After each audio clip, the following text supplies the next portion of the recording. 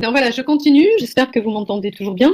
Et je continue en vous montrant d'autres statues. Nous avons vu le sphinx, des statues comme le monscophore, le cavalier en pin, des couronnes.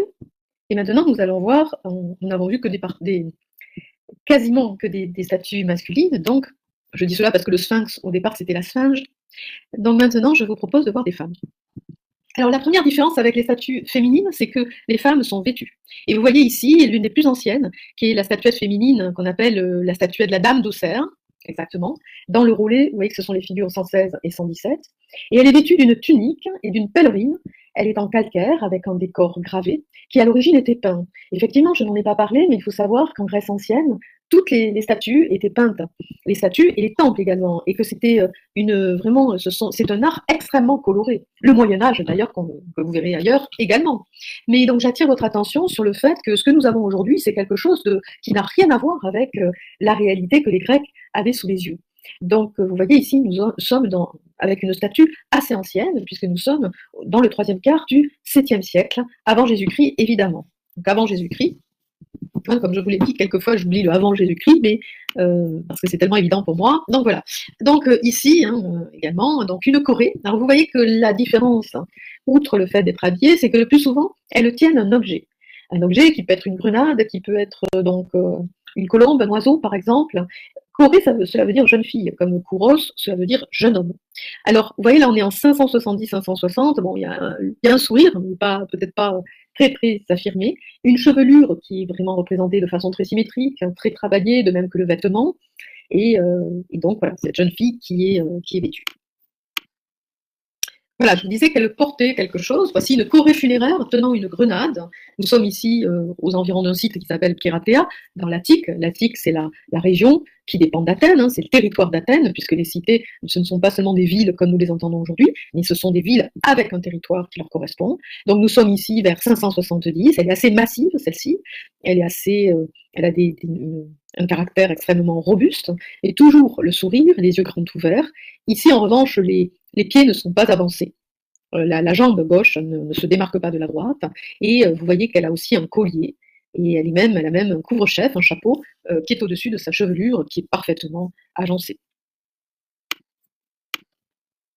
Voici ici une autre Corée, cette fois-ci réalisée dans un marbre qui vient de la région que l'on appelle le penthélique. Vous voyez, ici, elle tient un objet dont j'ai déjà parlé, qui est probablement un strigile. Le strigile, c'est vraiment pour racler les peaux mortes qui sont quand on va à la palestre, au gymnase, et qu'ensuite on se nettoie, eh bien on utilise un strigile. Vous voyez par ailleurs qu'elle tient une sorte de, de boîte ou de boîte à onguents, qui est probablement la boîte qui contient le liquide qui va lui permettre de procéder à la toilette. Et vous voyez qu'elle a un vêtement qui est très raffiné aussi. On voit même les petits pompons qui sont suspendus au vêtement qui semble assez léger. Et ici, vous regardez quelque chose de très très joli sur le bras, qui est une partie de son vêtement, que l'on voit ici. Un collier également, vous voyez. Alors souvent, à l'intérieur dans les colliers, il y avait dans ces petites, ce que vous voyez ici, on pouvait avoir des liquides. Enfin, en tout cas, ces colliers, ils ont aussi un rôle parfois pas développé, mais voilà. En tout cas, il y a des colliers qui peuvent être utilitaires, et puis vous avez qui peuvent être utilisés autrement que par des colliers qui ont un autre usage. Et puis vous voyez ensuite les grandes nattes qui descendent sur le buste. Voilà, celle-ci, c'est l'une des plus connues. C'est la choréopéplos, qui est très importante quand on étudie la sculpture, parce que là, vous voyez parfaitement les traces de polychromie, notamment le rouge, qui est devenu ici un peu brun, les yeux, les pupilles des yeux sont encore là, les lèvres, et puis on voit aussi ce vêtement caractéristique des jeunes filles d'Athènes, et d'Athéna, puisque à l'occasion de la grande fête en l'honneur d'Athéna, les fêtes que l'on appelle les Panathénées, il y a les grandes Panathénées et puis les petites Panathénées, où toute la cité se met en scène. Vous avez des jeunes filles qui tissent ce fameux péplos, ce vêtement pour Athéna, et qui vont lui offrir pour la statue d'Athéna, puisque Athéna on la voit pas. Donc vous voyez ici, voilà, on voit un petit peu comment peut-être le péplos est fait. Donc c'est du marbre de Paros, hein, vraiment. Et vous voyez qu'elle fait 1,18 m, elle est plus petite que les couronnes. Malheureusement, le bras, elle devait tenir quelque chose, et puis le bras a été cassé. Donc voilà, voici ici le drapé du péplos. Vous voyez, alors il y a deux vêtements que l'on utilise. Le péplos et le chiton. Le chiton est plus léger, il est en lin, il est vraiment plus léger. Le péplos, vous voyez, c'est comme un tube, hein, un cylindre, et ensuite on rabat Sur le devant, en fait, vous voyez qu'il y a un bord comme ceci, et ensuite on met des agrafes à ce niveau-là, voilà, qui permet de, parce que c'est assez simple, hein, comme c'est vraiment quelque chose de cylindrique, hein, qu'on va rabattre, et puis on peut mettre une ceinture. Et parmi donc la déesse que vous reconnaissez, notamment celle au péplos, c'est Athéna. Alors qu'Artémis, elle court dans la nature, donc elle n'a pas besoin d'un péplos en laine qui va l'encombrer. Elle aura un vêtement beaucoup plus léger en principe. Et par exemple, dans une ville comme Athènes, vous pouvez avoir des jeunes filles qui portent le péplos d'Athéna, le même qu'elle, moins jolie évidemment, mais qui portent le péplos, alors que dans une cité qui est la cité de Sparte, où les jeunes filles font beaucoup de sport, là vous aurez le port du chiton, beaucoup plus léger, ou un vêtement court. Alors voici, je vous ai pris ici ce buste d'Athéna, cette reproduction, tout simplement parce que vous avez sur le buste d'Athéna ce fameux masque, qui est le masque de la Gorgone. Les Gorgones, il y en a trois, il y en a une qui s'appelle Méduse, et elle a été tuée par un héros qui s'appelle Persée. Et Méduse avait un pouvoir qui était de transformer en pierre les gens qui la regardaient. Et donc ils étaient tous transformés en pierre, ils ne pouvaient plus ensuite redevenir à l'état normal. Et en fait, ce que va faire Persée, c'est qu'il va lui envoyer, avec le reflet de son bouclier, son propre regard, et c'est Gorgone, Méduse, la Gorgone, qui va être foudroyée. Et ensuite, il lui tranche la tête, et il a ce gorgonéon, le visage de la Gorgone, qui ensuite se trouve sur l'égide, sur l'armure d'Athéna.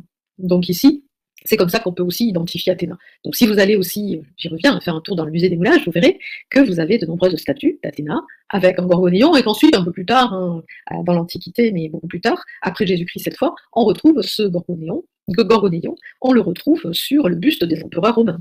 Entre-temps, on l'a vu aussi dans des mosaïques où Alexandre le Grand est représenté, et où il a également, lorsqu'il combat, ce gorgonéon avec lui, qui va détourner, qui va avoir un pouvoir apotropaïque. Alors apotropaïque, c'est un mot un peu barbare, je dis un peu savant, que l'on utilise beaucoup en histoire de l'art. Cela permet de retourner les choses qui sont maléfiques, qui sont dirigées vers vous, de les retourner contre son ennemi, et de neutraliser justement le pouvoir de celui qui vous veut du mal. Apotropanique. Alors voici ici la stèle des enfants dite des enfants de Mégaclès. Ici vous avez la tête d'une jeune fille ou d'une enfant, selon les livres, vous verrez les deux. Moi je trouve qu'elle fait plutôt jeune fille tout de même. Elle est entre les deux, on dira. Il y a son frère aussi. Donc ce sont les enfants de Mégaclès. L'autre partie se trouve à New York. Et puis ici vous avez un marbre qui se trouve à Berlin. Donc là on est dans la période archaïque toujours, avec quelque chose d'absolument magnifique. Vous voyez la couleur encore, les traces de polychromie qui sont vraiment bien visibles ici sur cette sculpture. Voici ici la Corée. Alors, j'aurais pas dû dire la Corée d'Itopéplos, pardon, c'est moi qui ai fait un coupé-collé. Donc, il faudra supprimer Corée ou Péplos, parce que je ne suis pas du tout sûre que ce soit Péplos qu'elle porte. Non, ce qu'il faut retenir surtout, c'est la 674. Et en fait, elle a un vêtement beaucoup plus léger, et elle a été réalisée en 520-510 avant Jésus-Christ, dans du marbre, avec des cheveux très longs. Là, on voit bien la polychromie. Mais vous voyez, dès qu'on s'approche du tournant du siècle, hein, on va passer au 5e siècle avant Jésus-Christ, à la fin du 6e, en 510, eh bien, vous pouvez voir que le sourire devient une moue, et que ce sourire est beaucoup moins important. Progressivement, le sourire disparaît. Vous voyez là, on ne peut pas vraiment dire qu'elle sourit en fait. Hein. Elle esquisse une moue. Voilà, donc c'est voilà, il faut pas dire, elle n'a pas un péplos. Hein, attention, c'est quand vous faites référence à cette Corée, c'est la Corée numéro 674. C'est probablement un kit. Alors, ensuite, voilà encore une Corée, 520, 510, bon là, elle est assez souriante. Et ce qui est intéressant ici, c'est encore les traces de polychromie, le détail du vêtement, très raffiné, la chevelure, parfaite, parfaitement coiffée. Enfin, vraiment, c'est absolument admirable comme travail de sculpteur. Voilà encore une, vous voyez, c'est magnifique, hein, les jeunes filles qui aujourd'hui sont avec des fers et des... J'avais envie de rire en me disant elle a dû utiliser Dyson, mais bon, je vous fais un petit peu sourire à la fin du cours, hein, puisque bientôt nous allons perdre le sourire hein, avec la période qui suit. Mais donc voilà cette magnifique Corée, encore une. Et là, voici ici encore une, vous voyez, très très beau, avec toujours, alors là c'est pas le péplos, hein, attention, vous avez des vêtements très fins, on imagine du coton, du lin, quelque chose de très très fin, de très beau, et tout cela sculpté en marbre du Pentélique, donc vraiment de très belles statues. Vous voyez là, on n'est pas très, on se rapproche de 500, un peu avant 480. Oui, alors vous voyez que le sourire a disparu. On est un peu avant 480 selon les ouvrages que vous avez un peu après, mais un peu avant plutôt. Mais vous voyez que là, elle a plutôt une moue qu'un sourire. Donc voilà, toutes ces jeunes filles. Alors, dans vos partiels, si vous tombez sur la stature grecque, vous pouvez utiliser, bien sûr, dans vos cours, des statues du musée des moulages, puisque je les connais, ces statues, donc vous pouvez les ajouter. Et je vais vraiment travailler avec le Claude Roulet pour avoir encore plus de vocabulaire. Et plus vous allez travailler, plus vous allez prendre du plaisir. Malheureusement, moi, je suis obligée d'aller un petit peu vite parce que le temps est compté et que nous avons très peu de temps. Et c'est pour la raison pour laquelle j'ai choisi de me centrer sur la Grèce archaïque et un petit peu la classique. Donc, alors je vais continuer puisque encore un petit peu en vous proposant une autre présentation. Voilà. Et nous avançons tranquillement. Voilà. On va attendre un peu. Ah, alors je vais devoir interrompre parce que le fichier est trop volumineux et le temps que je fasse la manipulation, je vous dis à tout de suite dans un autre. Donc là, nous avons 1 heure environ d'enregistrement. Il nous manque donc 30 minutes.